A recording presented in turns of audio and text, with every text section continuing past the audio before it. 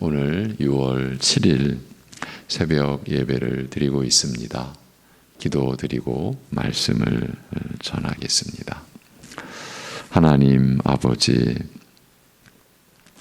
우리에게 새 생명을 주시고 그 생명을 보존해 주시며 오늘도 그 생명으로 살아갈 한날 새 날을 우리에게 허락하여 주심에 감사드립니다. 생명이 하나님께 속한 것이요, 그 생명으로 이루는 하루의 삶도 하나님께 속한 것임을 고백하는 이러한 믿음을 이 세상에서는 눈을 씻고도 찾아볼 수 없는 그런 믿음을 우리에게 내려주시고, 그 믿음으로 세상 그 어떤 것 또는 우리 자신을 의지하는 것이 아니라 하나님을 의지하며 그러기에 하나님께 모든 것을 맡기며 그리하여 하나님 주신 말씀을 일용할 양식 삼을 수 있도록 하여 주신 은혜로 그 은혜 안에서 오늘도 주의 백성들, 하나님의 자녀들이 살아갈 수 있게 인도하여 주시옵소서. 예수님의 이름으로 감사하며 기도하옵나이다. 아멘. 오늘 나눌 본문은 고린도후서 1장 3절에서 7절입니다. 고린도후서 1장 3절에서 7절.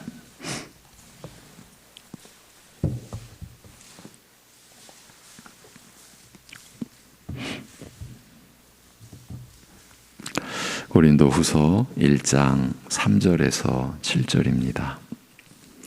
같이 보시겠습니다. 다 같이. 찬송하리로다. 그는 우리 주 예수 그리스도의 하나님이시요 자비의 아버지이시요 모든 위로의 하나님이시며 우리의 모든 환난 중에서 우리를 위로하사 우리로 하여금 하나님께 받는 위로로서 모든 환난 중에 있는 자들을 능히 위로하게 하시는 이시로다. 그리스도의 고난이 우리에게 넘친 것 같이 우리가 받는 위로도 그리스도로 말미암아 넘치는도다. 우리가 환난 당하는 것도 너희가 위로와 구원을 받게 하려는 것이요, 우리가 위로를 받는 것도 너희가 위로를 받게 하려는 것이니 이 위로가 너희 속에 역사하여 우리가 받는 것 같은 고난을 너희도 견디게 하느니라. 너희를 위한 우리의 소망이 견고함은 너희가 고난에 참여하는 자가 된 것 같이 위로에도 그러할 줄을 알미라. 아멘. 고린도후서 1장 8절에서 9절에, 그러니까 오늘 본문의 다음 이어지는 구절이죠. 그 구절에 우리가 힘에 겹도록 심한 고난을 당하여 살 소망까지 끊어지고 우리는 우리 자신이 사형 선고를 받은 줄 알았으니 이는 우리로 자기를 의지하지 말고 오직 죽은 자를 다시 살리시는 하나님만 의지하게 하심이라고 한 말씀을 보면서 이제 그 본문 그 구절 앞에 오늘 본문 3절에서 7절의 내용까지도 살펴보게 되었습니다. 지난 시간의 내용입니다. 자신을 위하는 것, 자신을 위하여 산다는 것은 자신을 의지하는 것이라는 사실을 일깨워 주시고자 살 소망까지 끊어지게 하는 심한 고난을 허용하기도 하시는 하나님의 그 뜻은 우리로 하여금 자기를 의지하지 말고 오직 죽은 자를 다시 살리시는 하나님만 의지하게 하심이라는 이 말씀을 보다가 또한 하나님께서는 그리스도로 말미암아 넘치는 위로도 베푸신다는 말씀도 같이 살펴보았던 것입니다. 그런데 놀랍게도 오늘까지 우리가 여러 날 동안 나누어 왔던 주제의 말씀이 이곳에서도 더 구체적으로 드러난 점을 확인하게 되었습니다. 사도 일행은 자신들의 것이 없었습니다. 모든 것이 하나님의 나라를 위한 것, 하나님의 양 무리를 위한 것이었습니다. 자신들이 받는 극심한 환난까지도, 그리고 그리스도로 말미암아 받는 하나님의 위로까지도 모두 교회를 위한 것이었고 하나님의 백성들을 위한 것이었음을 사도 바울은 구체적으로 피력해 놓았습니다. 우리가 오늘 보았던 본문에서 이렇게 말입니다. 우리가 환난 당하는 것도 너희가 위로와 구원을 받게 하려는 것이요, 우리가 위로를 받는 것도 너희가 위로를 받게 하려는 것이니 이 위로가 너희 속에 역사하여 우리가 받는 것 같은 고난을 너희도 견디게 하느니라. 너희를 위한 우리의 소망이 견고함은 너희가 고난에 참여하는 자가 된 것 같이 위로에도 그러할 줄을 알미라고요. 그런데 이러한 바울의 진술과 고백을 들여다보면 볼수록 또 하나님의 은혜가 드러나는 것을 우리가 느끼게 됩니다. 하나님의 은혜가 드러납니다. 바울 사도가 어떻게 이런 내용을 고린도 교회에 전할 수 있었겠습니까? 하나님의 은혜로 인한 것이 아니었겠습니까? 하나님에 대한 신뢰와 믿음으로 인하여 사도 바울이 이런 확신을 가질 수 있었던 것 자체가 하나님의 은혜가 아니겠습니까? 이 사실을 누구보다도 바울은 분명하게 깨닫고 있었고 또한 바로 이 점을 그의 모든 서신 속에서 증거했던 것입니다. 모든 것이 하나님의 은혜라는 것을요. 바울 사도가 자신 안에 있는 그 어떤 것을 신뢰하고 의지했던 부분이나 그런 내용이 있었을까요? 없었습니다. 그도 역시 자신을 무익한 종으로 여기고 그리 고백하며 사역을 이어갔던 것이 틀림없습니다. 그래서 모든 것이 하나님의 은혜임을 잊지 않았던 것입니다. 이런 점을 염두에 두고서 한 걸음 더 나아가 보려고 합니다. 본문 안에서 사도 일행이 어떻게 이런 확신을 지닐 수 있었을까 하는 점에 대해서 더 살펴보고 더 생각해 보자라는 겁니다.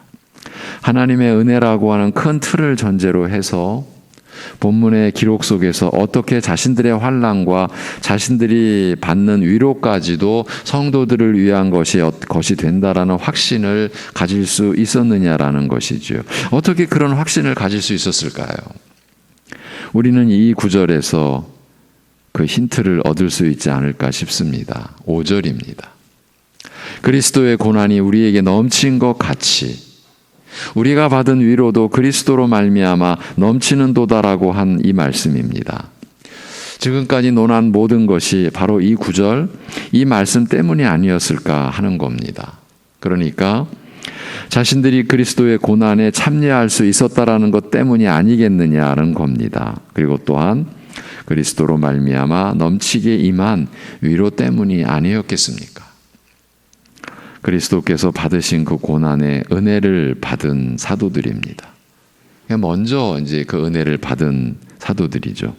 그 십자가의 고난, 그 그리스도의 고난이 자신들을 위한 것이었기 때문이죠. 그리고 이제는 그리스도의 복음을 위하여 자신들이 고난을 받고 있으니 자신들이 받는 고난이 그 그리스도의 고난이 된 것입니다. 이렇게 사도는 확신했던 것입니다. 그래서 그리스도의 고난이 우리에게 넘친 것 같이라고 고백할 수 있었던 것이 아니겠습니까? 이제 그렇기 때문에 자신들이 받는 환난을 통해서 성도들로 하여금 위로와 구원을 받게 하려는 것이라고까지 고백할 수 있었던 것입니다. 왜냐하면 자신들의 고난이 그리스도의 고난이기 때문입니다. 이렇게 믿고 있었기 때문입니다. 이렇게 본다면 사도가 그리스도의 고난이 우리에게 넘친다고 한 이 고백은 그야말로 엄청난 의미, 엄청난 뜻을 지닌 선언이었던 것입니다. 바울 사도가 겪어야 했던 그 일행들이 감당해야 했던 우리로서는 상상치 어려운 그 심한 환난의 그 의미, 그 심한 환난의 가치, 우리가 어려움을 겪으면서 이 어려움이 어떤 가치를 지닌다라는 확신을 갖고 있다면 그 확신에 이르지 못했을 때와 구별될 겁니다. 어떤 면에서? 그 고난을 인내하는 면에서. 바울 사도는 자신들이 겪는 고난이 그리스도의 고난이다, 이런 확신을 지닐 수 있었어요. 결국은요, 바울 사도와 그 일행들의 중심에는 그리스도와 그의 십자가에 못 박히심만이 있었던 것이에요. 그러니까 내가 그리스도와 그의 십자가에 못 박히신 것만 알기로 작정했다. 이 고린도전서 2장에서 나온 고백이죠. 이 지금 고백이 여기서도 이런 하나님 나라가 이루어지는 이 이치에 대해서 지금 나타내고 있는 내용 속에서 오직 그리스도와 그의 십자가에 못 박히심, 이것이 지금 그 토대를 이루고 그 중심을 차지하고 있는 거예요. 이것이 사도와 그 일행들의 중심에 오직 이것만 있는 거예요. 우리로서는 이렇게 볼 수밖에 없다라고 여겨져요. 그리고 이들은 자신들의 그 삶과 사역을 통해서 그리스도의 고난에 참여하는 것이 어떤 것인지를 여실히 보여준 거죠. 여기서 우리는 그리스도의 고난에 참여하는 삶을 확인할 수 있습니다. 그 삶은 어떤 것입니까? 이 점에 대해서도 이미 우리는 앞에서 정리하고 왔습니다. 그러니까 사실은 같은 내용을 우리가 다른 본문을 가지고 계속 확인해 가고 있다, 그렇게 여기셔도 무방할 듯 싶습니다. 이미 앞에서 정리하고 왔습니다. 그리스도의 고난에 참여하는 삶은 다름 아닌 그리스도와 그의 복음을 위하여 자기 목숨을 잃는 것이라고요. 마태복음에서. 예수님께서 나와 복음을 위하여 자기 목숨을 잃으면 구원하리라. 자기 목숨을 구원하는 자는 잃을 것이요, 이렇게 말씀하시고, 나와 복음을 위하여 자기 목숨을 잃으면 구원하리라고 하셨지 않습니까? 그런데 이 고린도 후서에서 사도 바울이 그리스도와 그의 복음을 위하여 자기 목숨을 잃는 것이 어떤 것인지, 어떻게 그렇게 자기 목숨을 잃으면 어떤 일이 일어나는지를 보여준 것입니다. 그렇게 자기 목숨을 잃어서 어떤 일이 일어났습니까? 자신들이 환난 당하는 것을 통해서 성도들이, 하나님의 양 무리들이 위로와 구원을 받는 일로요. 구원을 받는 일로, 그리고 위로를 받는 일로 그렇게 나타난 거죠. 그렇게 열매가 맺혀진 거죠. 또한 자신들이 받는 위로로 저들이 위로를 받는 것으로요. 이런 일이 곧 주님의 교회가 세워지고 일어서는 일이 그리스도의 고난이 자신들에게 넘치는 것으로, 또한 그리스도로 말미암아 하나님의 위로가 자신들에게 넘치는 것으로 이루어졌던 것입니다. 하나님의 나라가 이 악한 세대에서 세워져 가는 방식이 이렇게 구체적으로 우리에게 제시된 겁니다. 주님께서는 우리 안에서도 이런 일이 일어나기를 바라시는 것이 아니겠습니까? 오늘날 주님의 몸된 교회, 물론 껍데기만의 그런 교회들은 예외라고 봐야 되겠죠. 사실 우리로서는 그걸 다 분별할 수는 없고요. 근데 하나님께서 기뻐하시는 이 참된 교회들은 이런, 오늘날도 이런 과정, 이런 방식, 이런 이치로 세워진 것이죠. 그래서 지난 시간 나눴던 부분을 다시 돌아보겠습니다. 그리스도의 고난이 우리에게 넘친다 라고 한 것은 사도 일행이 그리스도께서 고난 당하신 것처럼 고난 당했다는 뜻이라고 했습니다. 그러면 왜 그리스도께서 고난 당하신 것처럼 고난을 당하는 것일까요? 그것은 예수님께서 세상이 나를 미워함으로 너희도 미워하리라고 하신 말씀에서 답을 얻을 수 있다라고 했습니다. 이 세상이 예수님을 미워합니다. 미워하게 되어 있습니다.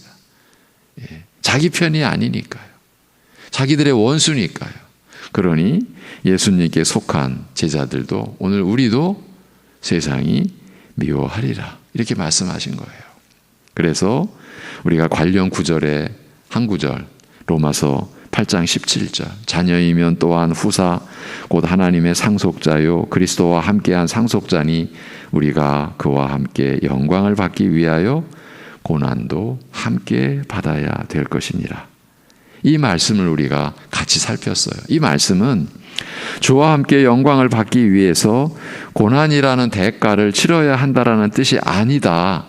이 점을 확실하게 이해하자. 확실하게 정리해놓고 가야 된다. 그렇지 않으면 애매한 거예요. 아, 영광을 받기 위해서는 고난도 받아야 되는구나. 그냥 단순하게 이렇게 그냥 넘어가 버리는 거예요. 예. 그러면서 우리도 뭔가 찜찜한 거예요. 예. 어쩌면 대략 이런 식으로 그냥 가는 거예요. 말씀에 대해서. 그것이 아니다. 영광을 받기 위해서 고난이라는 대가를 치러야 한다라는 뜻이 아니라 그러니까 하나님께서 너희가 이룰 수 없는 그런 영광을 받으려면 고난이라는 대가를 지불해야지 공짜는 없는 거지 이런 식이 아니라는 거죠. 그런 식이 아니라 이 땅에서 그리스도를 따르는 삶은 자연히 그리스도와 함께 고난받는 삶이 될 수밖에 없다. 그 뜻이라고 했죠. 그가 고난 받으신 것처럼 고난받는 것이 자연스럽고 당연하다라는 뜻이죠. 그래서 골로새서에서 바울 사도는 그리스도의 남은 고난을 내 육체에 채운다. 내가 그리스도와 그의 복음을 위하여 받는 고난으로서 나는 그리스도의 남은 고난을 내 육체에 채운다. 그러면서 한 사람 한 사람을 그리스도로 세우고 가르치고 권면하고 그래서 그리스도 안에서 완전한 자로 세워가는 그의 사역의 내용과 목표를 그런 맥락에서 제시했던 거죠. 그 과정이 그리스도의 남은 고난을 육체에 채우는 거예요. 예. 이것이 교회가 이 땅에서 이루어져가는 방식인 거예요. 그리스도의 남은 고난이 육체에 채워지는 그런 방식으로. 지금 우리가 나눈 내용은 아무리 강조해도 지나치지 않는 중대한 내용입니다. 하나님께서 영광을 입혀줄 테니 그 대가를 지불하라라는 식으로 말씀하실 리가 없기 때문입니다. 그런데도 우리는 이런 생각을 어느 정도는 갖고 있습니다. 그리고 이 잘못된 의식이 우리의 신앙 전반에 걸쳐 영향을 미치고 있습니다. 찬찬히 생각해 보십시오. 지난 날을 돌아보십시오. 주의 영광에 함께하기 위해서는 고난이라는 대가를 치러야 한다라는 이 근본부터 잘못된 믿음의 내용이 우리의 신앙생활의 모든 면에 어떻게 작용해 왔는지를 추적해 보시라. 그걸 찾아내 보시라는 거예요. 예. 어쩌면 우리는 그래야 옳지 않겠느냐라는 생각까지 해왔을 수도 있습니다. 시쳇말로 너무 시쳇말로 너무 공짜를 바라면 안 된다는 그래도 양심이 있는 사람이라면 그러면 안 된다라는 식으로 생각하고 있었을지도 모른다라는 얘기입니다. 이런 생각이 그래야 사람이지 어쩌면 이렇게까지 나가면서요. 그래서 우리가 마땅히 해야 할 목도 있고 또 대가를 지불해야 할 부분도 있다고 이런 식으로 말입니다. 아무리 모든 게 은혜라고 해도 그렇지. 이제 여기서 이 은혜라고 하는 개념도 우리가 분명치 않은 것이 또 드러나는 거예요. 이게 이제 며칠 뒤에 또 한번 짚어갈 것 같습니다. 제가 아무리 모든 게 은혜라고 해도 그렇지. 그래도 우리가 감당할 몫은 있어야 한다라는 것이지요. 이런 차원에서 그래도 자신은 하나님 나라에 그러니까 교회에 기여한 부분이 있다라고 여길 수 있다라는 것입니다. 여쭙겠습니다. 이제 어떻게 생각하십니까? 그렇습니까? 기여하셨습니까?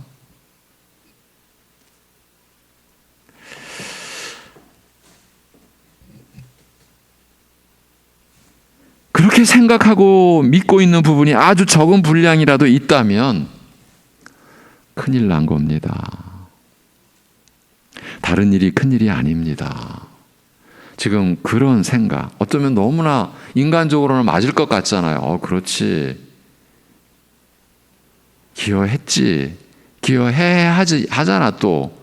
우리의 몫이 있지. 이런 식으로 그 생각, 그 믿음을 지닌 우리에게 큰일이 난 거예요. 다른 일이 큰일이 아니라 지금 그게 우리에게 큰일이라는 거예요. 여러분, 사실은 우리가 이 어려운 면, 제가 며칠 전에 이런 이야기를 직접 들었어요. 아니, 새벽에 왜 그렇게 지겹게 그렇게 똑같은 얘기를 반복하십니까? 여러분, 다른 이유가 아니에요.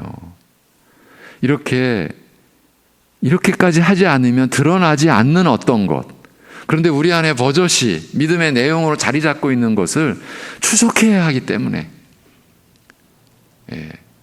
핀셋으로라도 뽑아내야 하기 때문에, 그렇지 않으면 우리는 하나님의 은혜라고 말하면서도 사실은 온전한 은혜 아닌, 변질된, 그리고 이미 손상당한, 그리스도와 그리스도의 십자가에 못 박히신 것만 알기로 한다라고 고백하면서도 그 안에는 이미 다른 것이 들어와 있는, 그런데도 그것을 우리는 분별 못하는, 그러니까 어정쩡한 신앙생활. 우리가 지금 이러한 상황이 아닐까 싶은 거예요. 그런 점을 우리가 어떻게든 바로 깨닫고 성령께서 우리에게 주시는 그 참된 진리에 대한 그 깨달음과 은혜에 대한 믿음에 우리가 이르기 위한 그런 과정인 거예요. 문제는 하나님 나라는 대가를 지불한다라고 해서 들어갈 수 있는 나라가 아니라는 데에 있어요. 이것이 세상과 완전히 다른, 그야말로 결정적 차이점이라고 할 수 있어요. 그럼에도 불구하고 우리들 안에는 대가를 지불했다라는 의식이 깔려 있어요. 이것이 사탄의 교사입니다. 마귀의 아주 간교한 그런 선동이에요. 선동. 언제나 이렇게 마귀는 부추깁니다. 아무것도 한 일이 없는데 어떻게 천국 백성이 되었겠냐고, 우리의 몫이 있었지 않았냐고, 하나님은 그 사실을 덮어버려서 모든 것을 자신의 은혜로 치부해 버린다고 그렇게 선동하는 거예요. 예배하고 좋은 말씀 들었으니 헌금하고 왔다고 하는 저 큰 도시의 어떤 교인의 얘기를 들은 적이 있습니다. 헌금 액수도 얘기를 하더라고요. 내가 오늘 예배하고 좋은 말씀 들었으니 그래도 값을 치르고 왔지. 이게 지금 한 교인의 이야기입니다. 그것도 큰 교회. 그분은 아직은 그리스도의 은혜를 받지 못한 교회 앞마당만 밟고 다니는 그런 셈인 거죠. 그런데 정작 문제는 오랫동안 신앙생활을 하고 있는 교인들에게서 일어나는 일이 문제입니다. 자신의 신앙생활 자체를 대가 지불로 여기는 경우, 대가까지는 안 가더라도 일종의 보답으로 여기는 경우, 그래서 좀 보답해 드려야지, 이런 경우가 있다라는 겁니다. 은혜를 갚는다는 생각을 갖고 있는 일인데 너무 안타깝고 이건 두려운 일입니다. 이런 경우에 이 책임을 누가 져야 할까요? 물론 그 본인이 감당해야 할 몫이지만 그런 헛된 신앙을 갖게 한 어떤 무리, 또 어떤 선생이 있지 않겠습니까? 그러면 그 나라에 들어가는 것은 하나님의 은혜라고 치고 그건 나도 믿어. 그러면 그 후에는 그래도 우리의 몫이 있는 것 아니냐, 그래야 하는 것 아니냐, 이렇게 나오시겠습니까? 이것도 큰일입니다. 왜 큰일입니까? 하나님 나라에 입성하는 것도, 그 나라의 구성원으로 살아가는 것도 모두 하나님의 은혜로만 되는 것이기 때문입니다. 이것이 하나님 나라이기 때문에 그렇습니다. 이 세상 나라가 아닙니다. 사람이 주인 노릇을 할 수 있는, 하는 이런 세상이 아닙니다. 여러분,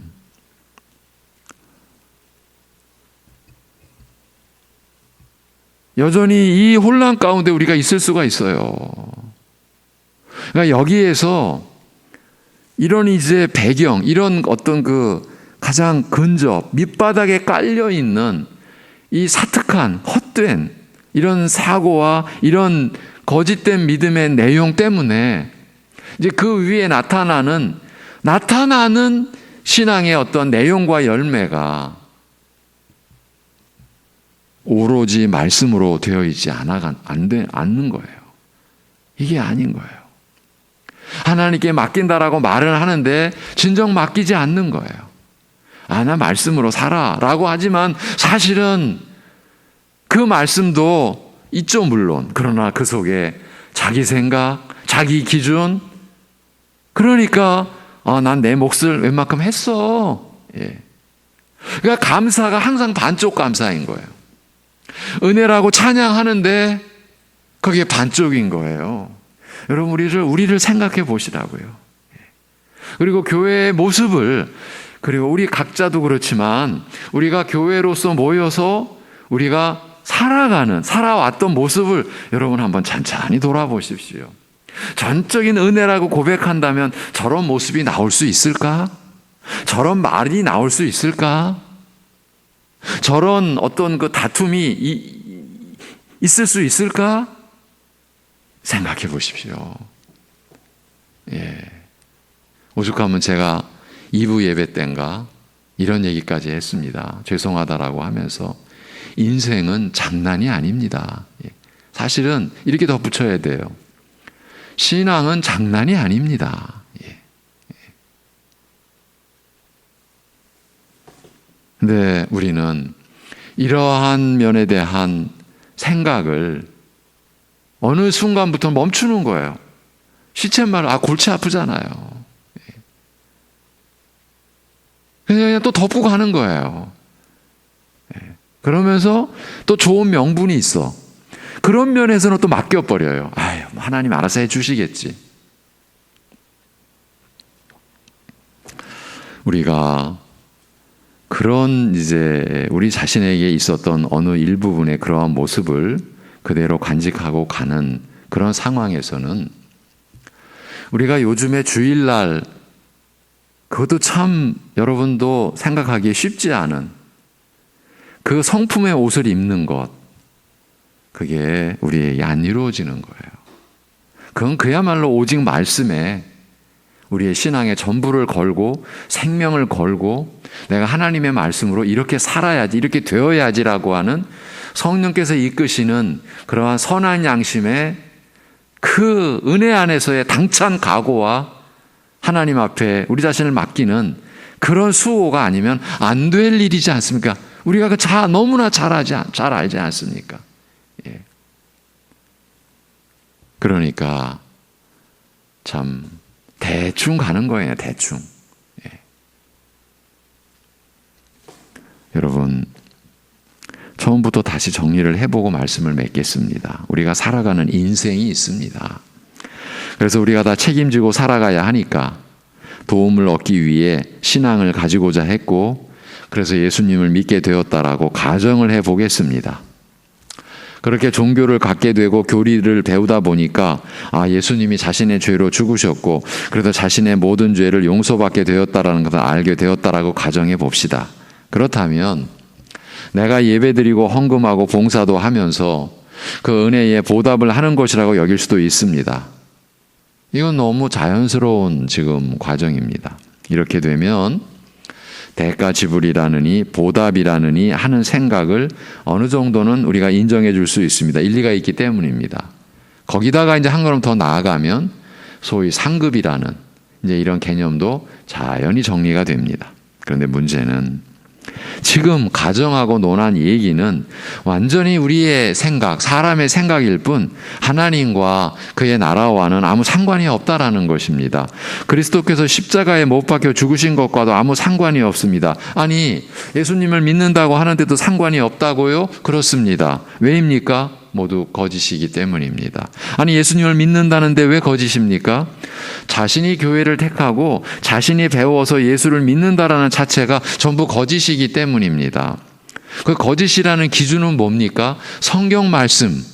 성경이 기준입니다. 성경 말씀을 통해서 보면 그런 것이 아닙니다. 인간은 어느 누구라 해도 자신이 스스로 택해서 예수 그리스도를 믿을 수 있는 존재가 아니기 때문입니다. 내가 하나님 택하고 내가 예수님 믿기로 정하고 그래서 내가 예수님을 물론 이제 배우는 과정이 있었다고 치더라도 내가 예수님을 믿었지 이거는 없어요.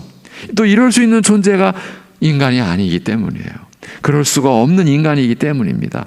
그러면 이 사실을 어떻게 알 수 있습니까? 오직 하나님 말씀인 성경을 통해서만이 이런 사실도 알 수가 있습니다. 그리고 말씀을 통해서 그 사실을 아는 것도 자신이 아는 게 아니고 성령께서 깨닫게 하시고 알도록 하시지 않으면 절대 알 수가 없습니다. 이게 인간입니다. 그런데 자신이 믿었다고요? 오히려 하나님을 거짓말하는 분으로 만드는 겁니다. 그런데 그게 예수를 믿는 신앙이 될 수 있겠습니까? 그런데 제가 지금 가정하고 말한 이런 수준에 아직도 많은 교인들이 그대로 있는 것 아닙니까? 예. 결국은 자기가 믿었다고. 예. 이게 자기가 할 몫이었다고. 예. 하나님 말씀은 성령으로가 아니고서는 예수를 주시라 할 수 없고 그와 관련된 많은 이야기. 예, 여러분, 우리가 믿음을 갖는 것은 하나님으로부터 난 자, 새로 태어난 자, 새로운 피조물로 태어난 자여야만이 되는 거예요. 이런 말씀을 구약에서도 이미 다 계시해 주셨고 다시 태어나지 않으면 믿음을 못 가져요. 근데 우리가 무슨 수로 다시 태어나느냐고요. 우리가 예수님을 믿는 것은 다시 난 자여야 돼요. 하나님으로부터 난 자여야 돼요. 그런데 그런 말씀은 자꾸 가려지는 거예요. 그러니까 자신을 위해서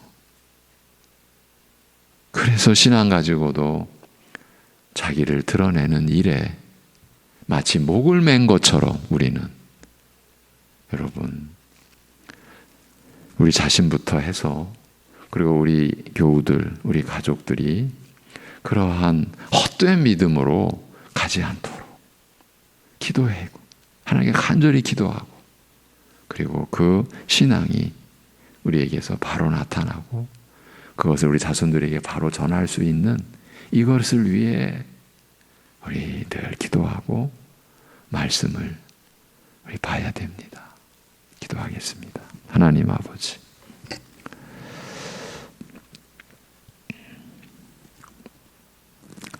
하나님의 생명과 하나님의 은혜를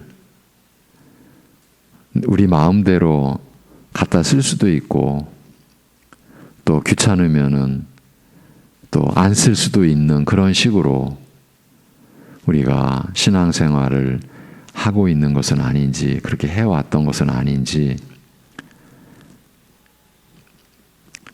우리 자신을 돌아봅니다. 말씀을 통해서 우리 자신을 돌아보게 해주셔서 감사합니다. 만물보다 거짓된 게 그리고 썩어 부패한 게 인간의 마음이라고 하시는 말씀조차도 여전히 멀게 느껴지고 그것이 바로 나에게 우리 각자에게 해당되는 말씀이라고 하는 것이 그렇게 받아들여지지 않는 그래서 우리가 하나님을 예배하고 하나님의 말씀에 우리가 깨달음을 또 받게 되고 거기서 은혜를 입는 이것이 하나님으로부터 다시 난 자, 거듭난 자라고 하는 이 은혜가 우리에게는 아직도 구체적이지 않고 아직도 분명하지 않고 그래서 하나님의 은혜를 고백하면서도 하나님을 찬송하면서도 내가 한 것 그래서 인정받아야 할 것, 그래서 때로는 또 보상까지 받아야 하리라는 그런 생각까지 갖고 있음을 참으로 긍휼히 여겨주시고,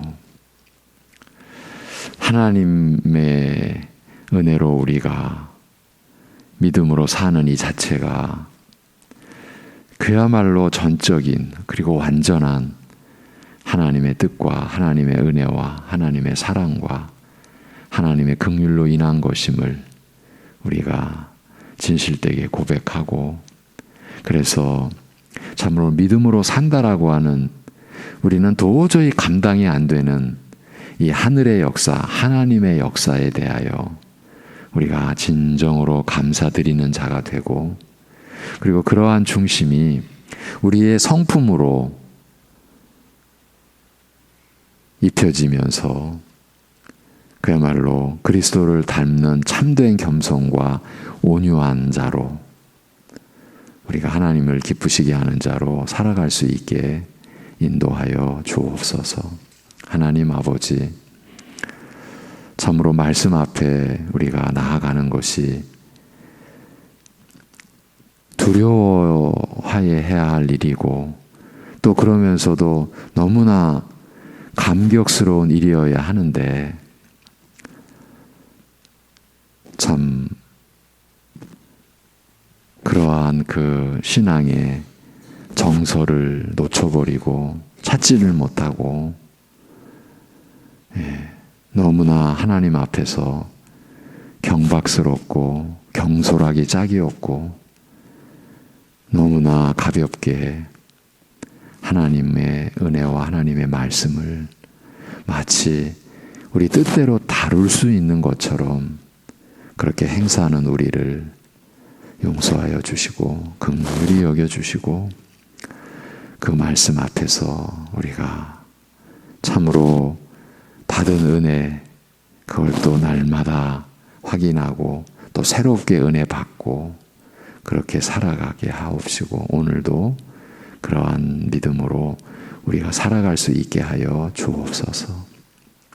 가정에서의 일과 사회 속에서의 일도 우리가 신자요 하나님의 사람이오니 하나님의 말씀으로 사는 것임을, 그리고 우리가 뭐 만들어낸 능력이 아니라 오직 아버지 하나님의 능력으로 사는 것임을 자기 자신에게도 나타내 보이고 함께 살아가는 이들에게도 나타내 보일 수 있는, 이게 내 말이 아니라 하나님의 말씀이고 내 능력이 아니라 하나님의 능력으로 오직 산다라고 하는 거, 그것을 내 자신에게도 그리고 함께 살아가는 이들에게도 나타낼 수 있는 우리 사랑하는 성도들의 심령이 되고 오늘 이 하루가 되게 인도하여 주시옵소서.